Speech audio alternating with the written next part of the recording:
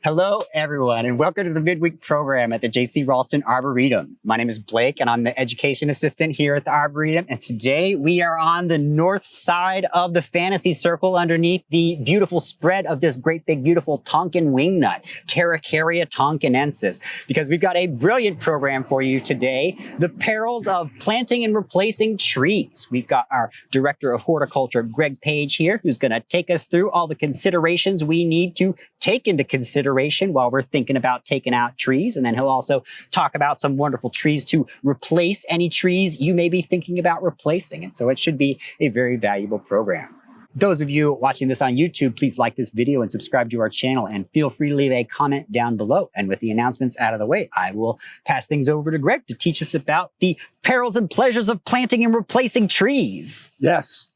Thank you, Blake. So what we want to cover with this topic, in the spirit of fall planting, in the spirit of giving away plants, in the spirit of diversifying the landscape, is talk a little bit about what's the best way, what are some signals that tell you when it's time to replace something, what are the methods, what are the steps you should follow to do that, what are some do's and don'ts. I would be remiss if I didn't throw some proper planting in there, which we've talked about quite a bit here, but that's very, very crucial. A little bit of cultural stuff is also very important.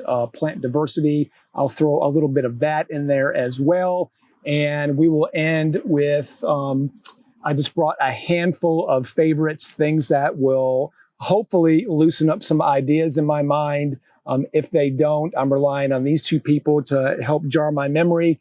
But that's kind of the lay of the land, what we wanted to talk about and kind of get in that direction. Instead of just being a hat on a hat, a talking head, I diligently threw some things together on a PowerPoint today. It's impossible for me to function without PowerPoint in my life. It's how we communicate complex relevant and irrelevant ideas to the masses. I am fresh from a talk at the wonderful High Point University, so I'm in that mindset. So let's go ahead and share. Okay. So the perils of planting and replacing trees. You know, a lot of questions come up when you have a tree in your landscape. For whatever reason, maybe it starts to decline. Maybe it's kind of outgrown the place that it is. Maybe you're ready for something new. Maybe you inherited a landscape where things weren't taken care of very well. Maybe you inherited a landscape where there's invasive plants or things that just are way too much trouble for what you have time and energy for, and you just kind of want to change the palette, or they've gone beyond their aesthetic limits that it's time for a change. So that's kind of what I want to talk about.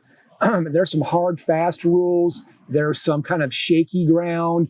There's some but ifs with things, but I want to kind of cover as much of those as I can within the time allotted. It's a very broad topic that would require a whole lot more time than we typically have. The most important thing and the method that I've spent a good deal of my life preaching to people in gardenings is take care of what you have kind of from the start. You know, I having lived and worked in Philadelphia for a big chunk of my time and being a fan of Benjamin Franklin, an ounce of prevention is worth a pound of cure. You know, taking care of your landscape, proper watering, proper cultural care, mulching, pruning at the right time frame, all those things are super, super important right from the get-go. So being proactive, not reactive, using science-based things to keep your landscape healthy and happy, engaging with your landscape. I'm a big advocate of integrated pest management, being out amongst your plants, looking at things, finding problems before they become problems. If you find insects feeding when they're at a much smaller, more vulnerable stage, it's going to be easy to take care of it than letting that problem go for several weeks and things getting away from you. Sometimes that's going to require bringing in professional help, plant health care experts, tree care experts. We do not give up names of people. We don't recommend folks, but there are a lot of really good ones out there. And sometimes you need to get to that point where it's kind of beyond the capabilities of what most homeowners can do. And reaching out and finding a good plant healthcare tree person is absolutely crucial. So take advantage of those resources. Take care of things as you're planting, as you're growing, and you're going to encounter less problems as you move through. I mentioned invasive plants. We inherit a lot of plants in our landscapes that may have been good landscape plants when they first were developed, but since they have become huge chronic problems. This is a picture of our friend, the Callery pear, Bradford pear. This has naturalized. It's begun to seed in areas that are kind of undisturbed. This is a shot between a vacant field, an old abandoned nursery, and a housing development in Charlotte, where just because a couple were planted, this whole area has been spread very, very thickly with Bradford pear, and it's a really bad problem. So staying away from those plants is crucial. There's other things. There's lots of lists online. This is one that gets a lot of ire in a lot of people right now.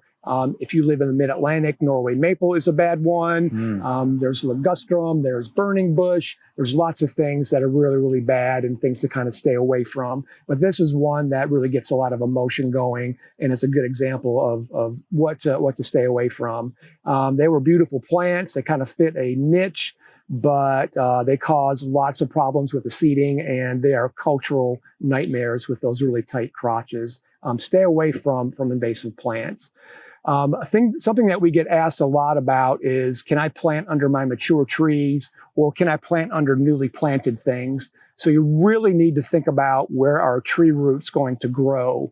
And we've had a lot of discussion as we've waited to boot this up and broadcast to you. The Terracaria that we are underneath has a massive root system that spreads in all directions, that would kind of render this as kind of a no-fly zone to work in. And typically, I like to tell people that. But understanding where roots grow is kind of the first thing, and why do they grow in this area? Underneath the tree, close to the tree itself, where the root flare is, there are a lot of active feeder roots that grow in that area and are very important to the tree's health. That's why it's super important not to plant too deep, not to disturb that area with mechanical means like rototilling to plant things. You don't want to dump a bunch of soil in there and then try to plant in that. It's very detrimental to the plant. And if you look at my diagram there, you see that those roots extend well out beyond the edge of where that tree grows. That area is called the drip line. That's where water naturally occurs as it kind of sheds off the tree. It makes sense that that's where the tree is going to have a lot of feeder roots, and that top 4 to 8 inches of soil. Those are areas that you kind of want to avoid as well. So understanding that physiology of the tree and why they grow there. That's where water is, that's where air is, that's where nutrients are from the leaves dropping, and hopefully organic matter from you mulching as well. That's why they are found in that area. So in my previous job before coming here, we got to do lots of fun things like remove all the soil from underneath the growing area of American elm. And we did this to kind of highlight how fibrous and how dense the plant's root system is in that area. And if you look at these two diagrams, it really shows you that. So if you took a rototiller to that area, you're going to cause a lot of damage and a lot of stress to that tree. So it's really important to do as little to that mechanically as you possibly can. The picture on the left is just kind of a close-up of that to show how thick that root mass is of all those feeder roots. The other thing that is kind of easy to avoid long-term is to think long-term about where you want to plant things and pick the right plant for the right spot. This is a slide that I've been using, I hate to admit, probably for 20 years now. This was a house up the street from me in Charlotte that had this, I think it was a cherry laurel planted on right out their front porch. And I went up to this house and knocked at the door to be sure it was okay to take this picture. And you could touch this plant from the front door. So not thinking long-term, not picking the right plant for that spot, and it's hiding a pretty beautiful I think the door was made out of chestnut. This is an old arts and craft house. So it was hiding a beautiful door, which the owner didn't care about, but that's going to cause some structural problems to your house. So think about what those plants are going to do, how big they're going to be. Here is another picture that I've been using for a long time. This was in Delaware, where I used to live at one point in my life. This probably was a Christmas tree that these people bought and planted it outside their front door. Again, you could stand on the porch of this and touch that tree. It's still growing. It's a Colorado blue spruce. Not the right plant for the spot, not thinking long-term and down the road. So that's an important aspect of thinking about things when you're going to replace trees. The other, and I'm going to preach this to my last breath, is proper planting. Planting so that the root flare is exposed. You can see that in this diagram. Digging a hole that's going to give those new roots kind of a fighting chance. I love the adage, for $100 tree, dig $1 million hole. Use your natural soil so that that tree is growing and what it's going to have to live in and make its living in that spot. And coming back culturally with mulch and doing all those right things, watering in, proper tree planting is super important. Most of what we're going to plant are containers. Ripping up that root ball is crucial. Otherwise, those roots are just going to girdle themselves. We do this here. Evan and I were planting in the berms last week, and we were tearing up those root balls that have been in those pots for a while to make sure that those roots are going to go out into those growing areas and hopefully live long, happy lives. But you can see the picture on the left. My friend Leonard is pulling away that soil from that tree, and you can see that in that picture on the left, it looks like it's just going straight into the ground. You can't see that root flare. It was probably 4 inches too deep into that pot. So if we hadn't have done this, it's going to shorten the life of this plant. And trees take a while to do that. It's not something that's going to happen overnight. So the picture on the right, it's a little bit shocking, but these trees are still alive. We did a summer visit down there with the interns, and we rode by these. I wanted to make sure that they were still alive and kicking, and they definitely are because of this planting technique. So coming back to a mature tree, and you've got lots of roots going around, it's going to be hard to work this into a garden scenario. And typically I try to tell people, this is kind of a no-fly zone. If you can shoehorn some things in there, things that can take drought, because if you refer back to the pictures of that fibrous root system I showed earlier, that's a lot of energy, that's a lot of resources that tree has made for itself to pull all that moisture out of the ground and feed itself. And there aren't very many things. You might say that again. You might say that again. That was loud. That was like they knew that they could see us. That was right in my ear. Yeah, it was a nice hello. So if you can shoehorn things into some of these nooks and crannies where you don't have woody roots, you might be able to get away with growing some things in here. That, if you refer back to that picture I showed of that big fibrous root system, all that stuff's going on in this scenario underneath the ground. So if you rip those up, if you disturb those, you're going to cause stress to that plant. I have a lot of people that ask me, well, can I just dump, 4 or 5 inches of soil in there and then plant on top of that? No, you can't, because you're going to be covering up that fibrous root system. You're going to be covering up that root flare, which is very sensitive to having anything on it. It needs to be exposed. So that's something to think about. There are some tree species that have lots of roots. They seek out moisture. They'll seek out your foundation because there's moisture there. The week before our house went on the market in Charlotte, we were welcomed to this. Our sewer line was filled up with tree roots from my neighbor's red maple, and we had to rip all that out and put in a brand new sewer system. So that is a huge problem with urban trees in our area. Red maples are notorious for that. Willows are another tree. So thinking about some trees that might be less invasive from that perspective and planting them further away from those hardscape things is advisable, and also away from the foundation or close to your house. I would like to say something about that, Please. if I may. Please. So a lot of people, when they hear that the plant roots grow into Yep. the water and the pipes, they like to demonize the plant. They're like, oh, no, we can't have plants and that stuff. But the thing is that roots grow where there's water and oxygen. And if it weren't Yep. for the fact that water was present, then the roots wouldn't go there. So it's not necessarily that the root is seeking out pipes and it's going to Correct. destroy the pipes. Correct. What more than likely happened was the pipe started to leak. And because there was some leaking, there was water there. And because there was water there,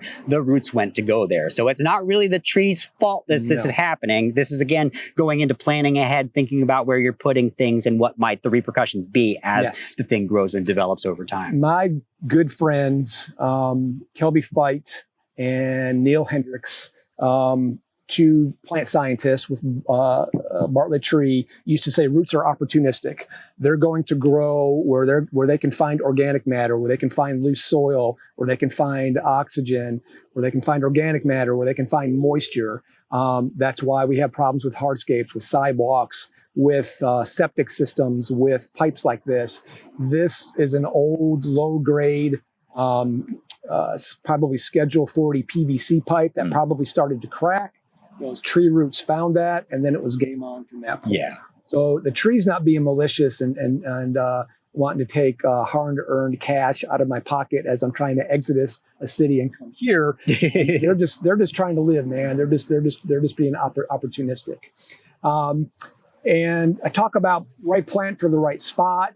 Planting close to structures is another kind of a no-fly zone, kind of a bad thing to do. The tree on the right is a sweet gum that was planted next to a house. I think this was in Baltimore or somewhere. You can see where the roots were, the soil was excavated to see how bad it was going into the foundation of the house. And the photo on the left, I think was a Norway maple that was literally pushing against the siding of the house. It was pushing it away. That's what happened. Trees are going to grow. That's a nice area with lots of moisture because of that concrete, water running off the house. So those roots are going to find ways to establish themselves. So thinking about trees that are going to get big, keeping those further away from those types of situations, you need to think about those things when you're replanting and or planting. We deal with this problem here at the Arboretum. There's a lot of moisture that's going to settle under those paths, under those hardscapes. And if you put those next to trees that are going to get big, if you build it, they will come. This is going to happen. You're going to push up those hardscapes. You're going to push up curbs. There isn't a whole lot you can do with that sort of problem. Ultimately, the tree is probably going to have to be removed. So think about where you are putting things or replanting things. Just those kind of simple ideas. We have a question from the audience. Is there a better type of hardscape that would not trap moisture underneath it? Is there a better type of hardscape that won't trap moisture? Most definitely. You know, some of the porous paving products are really, really good, but you have to put those in on the front end. Things that are going to let the water kind of wick through. There's root barriers that you can use also that will inhibit some roots coming in. There's lots of different things that work. There's lots that don't. But kind of leaning on those things is kind of the best thing to do. Ultimately, they're going to find a way to get in there. So trying not to put these sorts of pathing materials near trees that are continuing to grow and expand and send up roots into that nice disturbed soil where you put that gravel down to lay those pavers or the concrete curbings and things like that. They're going to find those situations and grow there every time. This is just a generic picture I found online. There's lots of these kind of floating around out there that give you some basic guidelines on how close you should have plants next to your homes. I talked about roots getting into areas. If you've got limbs going over your house and when those leaves fall, they're going to clog up your gutters and cause problems to your roof and the fascia, the wood structures of your house. If they're literally on the house, that abrasion is going to cause problems to your gutters, to your shingles, and the structure of your house. Branches that fall will cause problems. I can't tell you how many times I've seen big limbs laying on tops of houses, particularly after storms. And some of this comes not just from siting plants close to your house. it comes from that aftercare. Proper pruning, taking care of those trees as they're establishing. A lot of times the trees get stressed out. They haven't been pruned correctly. Those dead limbs haven't been removed, and they're naturally going to fall in places. So doing structural pruning when those trees are young is much more important and timely. Another question from the audience. Is it okay to have any canopy over your house? Is it okay to have any canopy over your house? I think it is. It cools your house. It reduces the temperature in the winter and the summer. I like having trees close by, but if you're not taking care of them and pruning them correctly, you are going to encounter some problems. I know people that have bought houses that had well taken care of trees around their house and were hurricane shy and worried that if they didn't cut the trees down, those trees are going to fall on their houses. But, getting in them, an easy thing to do is get your tree inspected by somebody that's qualified to do that kind of risk management stuff.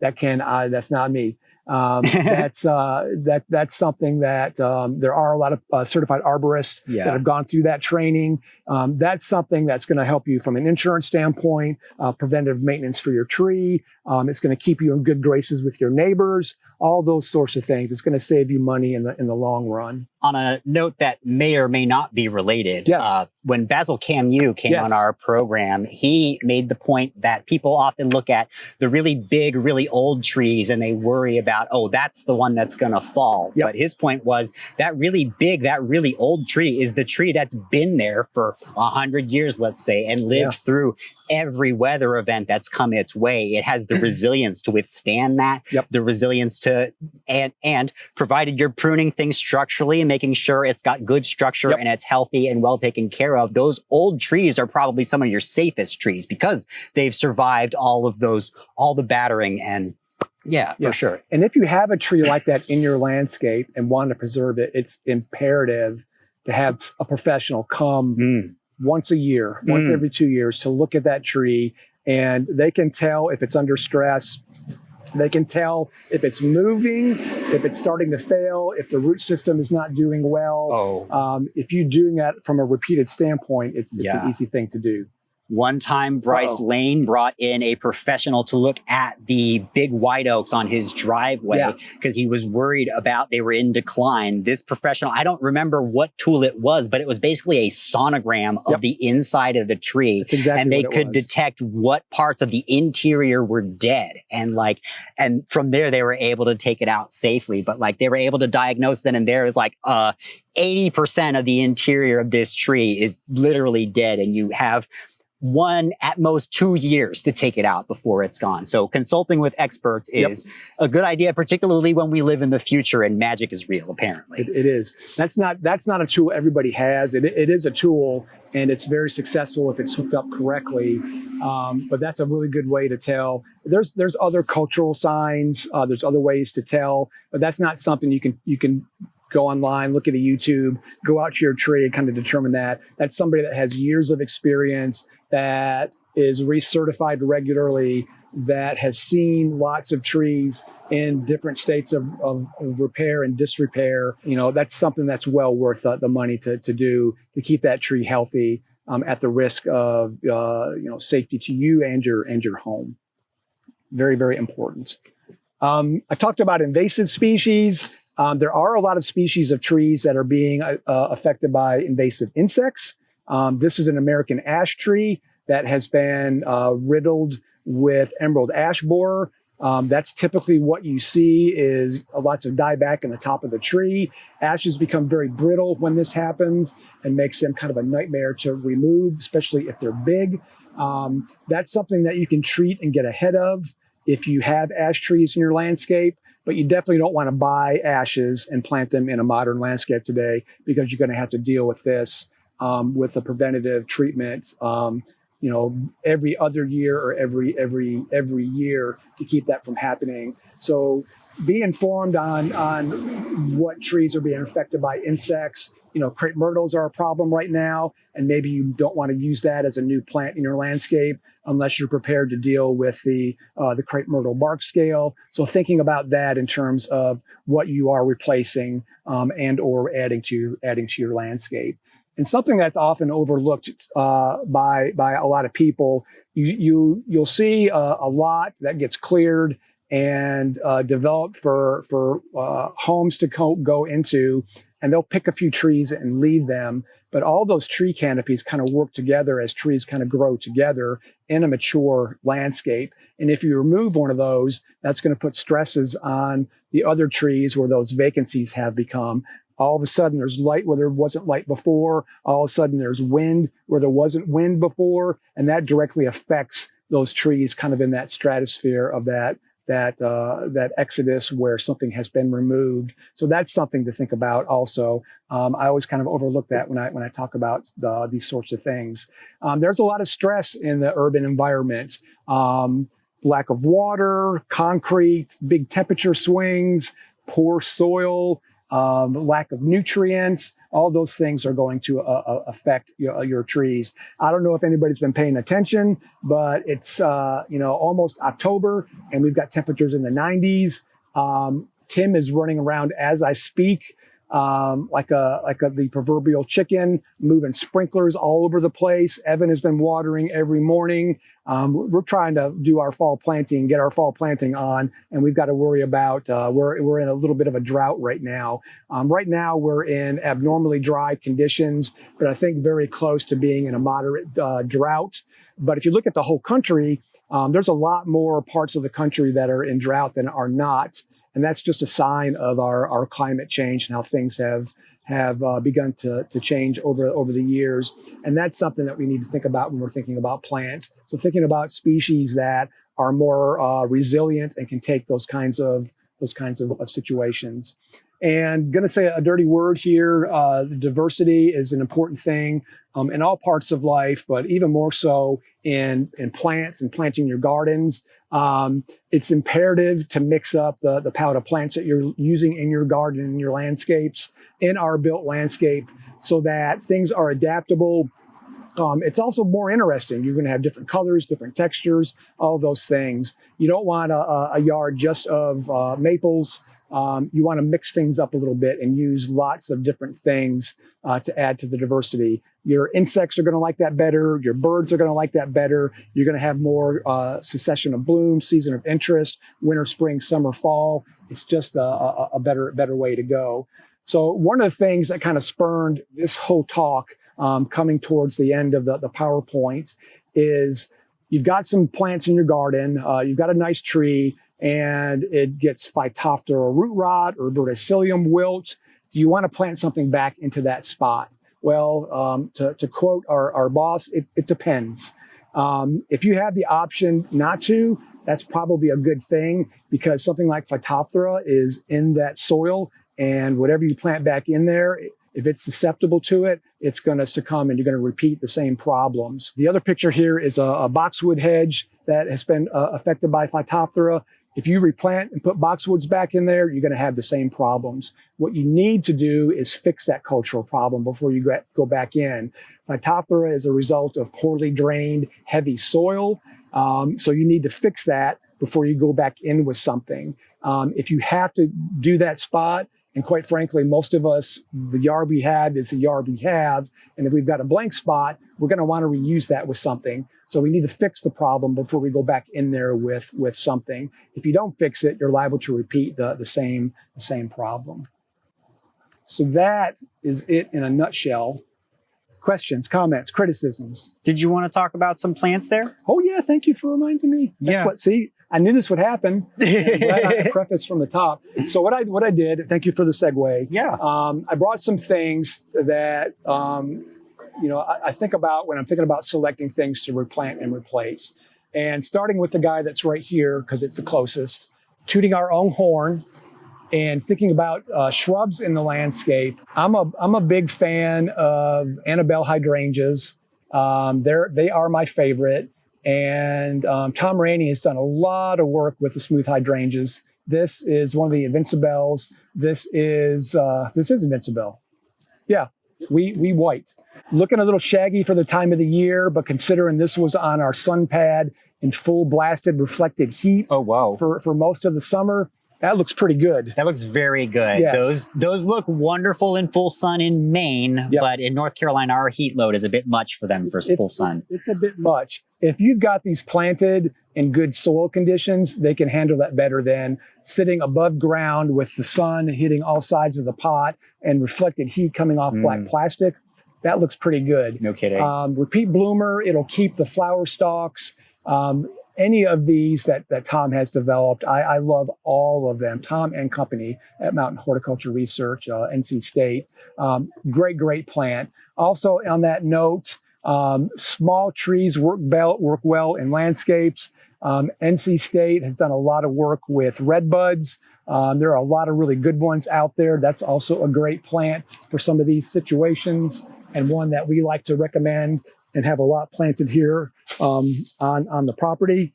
We like to talk a lot about trialing things here, and this is Sorbus kelseri. This is a sorbus from China, and again, that's a plant. Some of our native ones look absolutely terrible this time of the year. They succumb to lots of foliar and leaf diseases. This also was on our sun pad all summer long, and look how green that foliage is. So this is a plant that we're going to plant and kind of evaluate, see how it does. Our friends at Atlanta Botanic Garden have been doing that for a while. There's a couple of other species that they have brought back from Vietnam and other parts of China that we're also looking at and have planted in the Arboretum. So this is the kind of thing that we're looking at to offer as another alternative, another arrow in the quiver of urban plants to kind of think about. But speaking to that trialing that JC was so fond of doing and starting this Arboretum, that continues to this day with things like this. Also on that front, this is Catalpa X Galliana. This is a cross between our native Catalpa, our Western, and I think the Asian. I think it's got all three species in there. Catalpas are really good urban trees. On a recent trip to Denver, Colorado, they use our native Catalpa as a street tree. It does really well there in their alkaline, dry soils. So I think this is something that we need to look at from an urban tree standpoint here. In my neighborhood downtown, there's a couple of these planted in front of some old churches that have looked good all year long. And they produce a nice flower.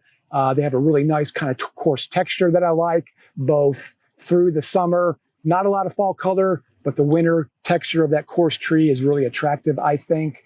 But this is something that I think offers an opportunity for some things that will be replacements for some of our traditional things and new plantings, but things that we're looking for and planting in the Arboretum here.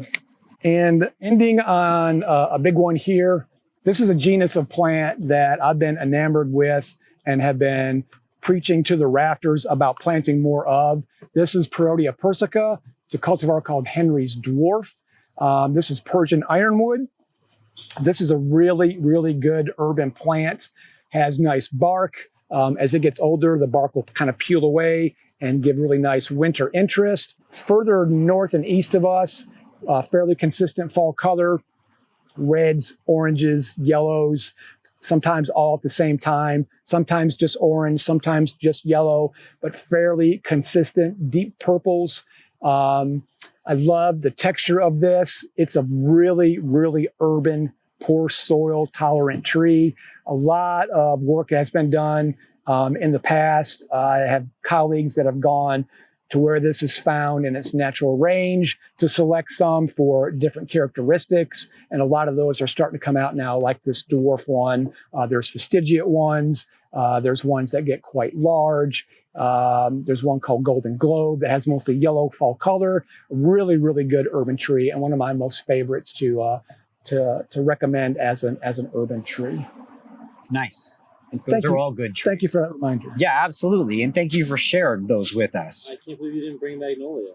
I wanted to bring a magnolia, but I pulled the reins back a little bit. That's more than okay. But speaking of magnolias, Ed had a question about southern magnolia. He said that He has a southern magnolia, and it's supposed to be dwarf. I wonder which one it is. It's now 24 feet tall. Can I top it, or should I remove it? It's too close to the house. Topping is a huge cultural no-no. Topping causes a lot of adventitious growth. Oftentimes the pruning cuts are opportunities for insects and diseases. It's just not a 21st century scientifically backed pruning practice. It's just typically not good. You know, a tree that big, you could do some pruning to kind of get it in bounds. If you think about how big a straight species southern magnolia can get, you know, they can reach 60, 70, 80 feet tall. So 20 feet is not technically dwarf, but that's smaller. There aren't a whole lot of dwarf southern magnolias. There's a handful, and they typically aren't easy to find.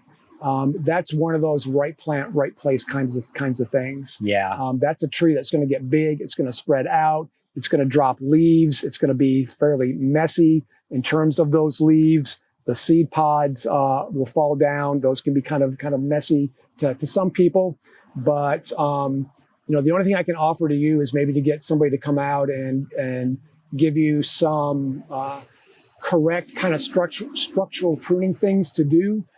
Southern magnolias are fairly tolerant of heavy pruning, but an older, mature plant is going to be less forgiving than something that's a little bit younger. Yeah, for sure. Right plant, right place is definitely a huge consideration here. Okie dokie. Guy is asking, okay, so if you put porous soil between the buttress roots, can that soil be colonized by the tree roots? And then wouldn't that be a good thing, especially on eroded sites? So just like putting soil directly in the buttress. I have seen that done, and we did a trial of that. And also we did that with some ventilation to see how high we could put soil. Okay. The important thing is you don't want anything against that root flare. Okay. It's going to cause moisture to collect. That's going to be an avenue for voles to get in and maybe girdle and feed on that tree. I can still see some adventitious roots coming up into that area. Yeah. Because there is going to be some seasonal moisture in there. For sure. And then it'll dry out. I just don't know from a practicality standpoint how common or often that is done in an urban environment. Yeah. I don't think it's done very frequently. Yeah. If you're doing it as a benefit to maybe raise that level to plant in and keeping that soil away, I would be a little bit wary of doing that. I think it would work as like a short-term solution for putting in annuals and stuff for just the year. But like if you go out into the woods and you look at plants in the woods, you can, especially around rivers and creeks and stuff, you can see how erosion happens over time. And the tree started growing at a time when the soil was at a certain level, but now it's eroded and more of that buttress is exposed. So the natural tendency of a tree in the landscape is for less soil to be around the buttress. And if you're putting more soil around that, it seems like you would have issues with too much moisture, too much just seems counterintuitive. Any plant material you put in there is going to need water. Any water that you bring is going to be there. It's going to collect. It's going to cause some problems. It's like when you put too much mulch on top of a tree, roots will migrate up into there and develop a whole secondary root system. Right. And then when that stuff dries out, you got the stress of that root system also dying and drying out. Part of the roots being on top of the surface, species dependent, is that's a form of structure, of keeping that tree upright and shooting those fibrous root systems out. Some are more prone to that. Red maples are terrible. Elms do that quite frequently. The Terracara here is one that does that. I would do a little bit of Googling and see if there's some papers that have been written about doing that. Sure. Before I tell people to start doing that sort of thing. For sure. Yeah. I wouldn't recommend it for like a long-term solution to anything, but there may be some short-term reasons for doing it. Maybe. Okay. Catherine wants to know, is Phytophthora treatable? It is. There are some products that you can use to help abate it. The easiest, most simple things to do are water management, increasing the drainage of your soil, reducing compaction, all those sorts of things, having organic matter in. It doesn't like moving over the rough surface of mulch and those sorts of things.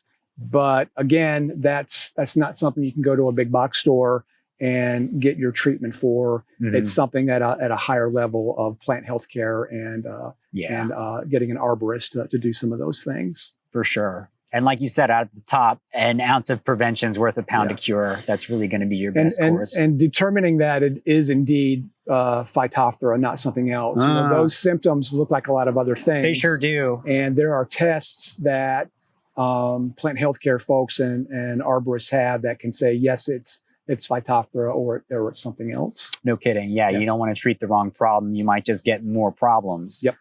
Okay, Jared wants to know, is there a good balance for zone pushing of planting small trees close to a house versus far enough for planting their future size? Or if you're thinking about planting their future size and planting them far away, are you not getting the benefit of having them close to your structure to get that warmth? And just as a side note, he's asking because of a Quercus hypoleucoides, which he did as an impulse buy after watching the Quirky Quercus tour. So, first and foremost, hello, and thank you for a really good question, as you always give us. A lot of that zone denial and trying to kind of cheat that thing can be achieved with those microclimates of being closer to a house. Yeah. And if you are somebody that's wise enough to manage that tree so that some of those issues don't occur, I think it's okay. Yeah. That's a good way to espalier something. Yes. A lot of northern gardens used to do that with southern magnolia. Totally. Old Westbury Gardens up in Long Island have a really nice southern magnolia espaliered, and it's in an area that gets southern exposure and a warmer corner of the garden, but they used to cover it up with burlap every year. Yeah. I don't think they have to worry about that anymore because No it's kidding. more than happy there now. But that's an opportunity for something like that. Things that are smaller are gonna do better. Planting something that's gonna grow super big and get up nice and tall, Mother Nature's gonna slap you down more than likely with the right temperatures or something.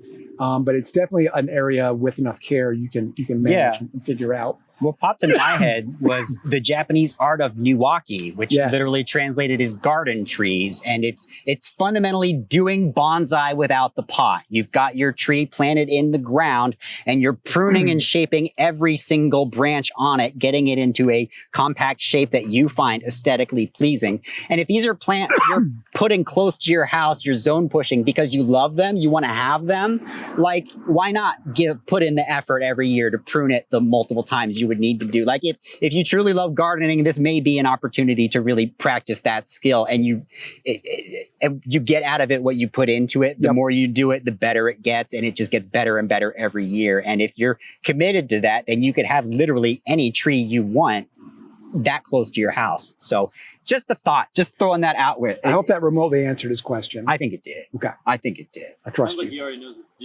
to do. Okay.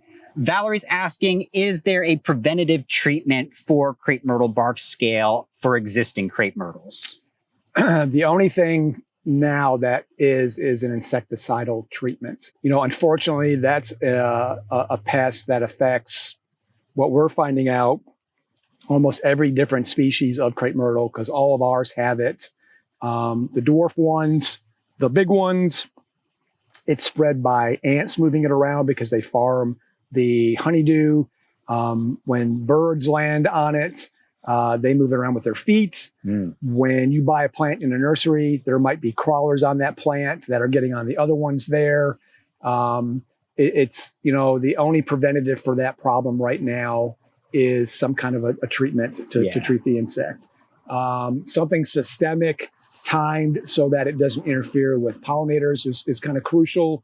Something less invasive like a horticulture oil is effective. but it's harder on bigger plants because you need to have really good coverage so that you're smothering the scale. Timing for that, as I've repeatedly said, is important. In the spring, when the eggs hatch and the insects come out, that stage is called the crawler. That's the best stage to control it, because when the eggs hatch, the crawlers are going out and finding places to move. Once they find a place to live, that's where they stay. They're not terrestrial. They're not moving around. So as they're moving, they're much more susceptible. They don't have that protective coating on their bodies. That's the easiest way to control them. Yeah. We have seen insects feeding on them. There's an insect called the scale destroyer. There's some ladybird beetles.